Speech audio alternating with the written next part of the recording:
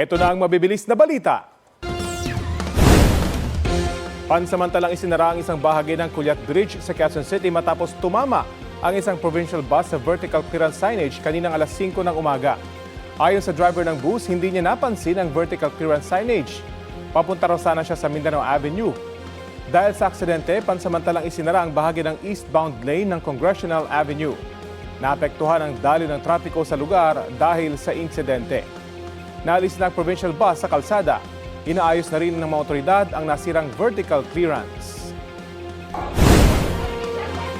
Arestado sa Davao City ang isang lalaking may-ari ng internet shop dahil sa pang-aabuso umano sa isang binatilyong customer.